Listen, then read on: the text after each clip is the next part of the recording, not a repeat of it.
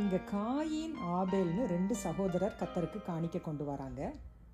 வேதம் சொல்லுகிறது, ஆபேலையும் அவன் காணிக்கையையும் கர்த்தர் அங்கீகரித்தார், காயினையும் அவன் காணிக்கையையும் கர்த்தர் அங்கீகரிக்கவில்லை. ஆபேலின் காணிக்கை அங்கீகரிக்கப்பட்டதற்கு என்ன காரணமா? எபிரேயர் 11:4 வாசிக்கிறோம், விசுவாசத்தினாலே ஆபேல் காயினுடைய பலியிலும் மேன்மையான பலியை தேவனுக்கு செலுத்தினான். ஆபேல் விசுவாசத்தோடு அந்த காணிக்கையை கொண்டு வந்ததுனால அவனுடைய காணிக்கை அங்கீகரிக்கப்பட்டது. காயினுடைய காணிக்கையை கர்த்தர் ரிஜெக்ட் பண்ணதுக்கு காரணம் என்ன? அவனுடைய சிந்தையில் என்ன இருந்துச்சு? அவன் தன்னை நீதிமான் என்று எண்ணி தன்னுடைய கிரியையை சார்ந்து தன்னுடைய சுய நீதியை சார்ந்து கொண்டு தன்னுடைய சகோதரன் கொண்டு வந்த காணிக்கையை அற்பமாய் எண்ணினதுனால அவனுடைய காணிக்கை அந்த இடத்தில் ரிஜெக்ட் பண்ணப்பட்டதை நாம் பார்க்கிறோம்.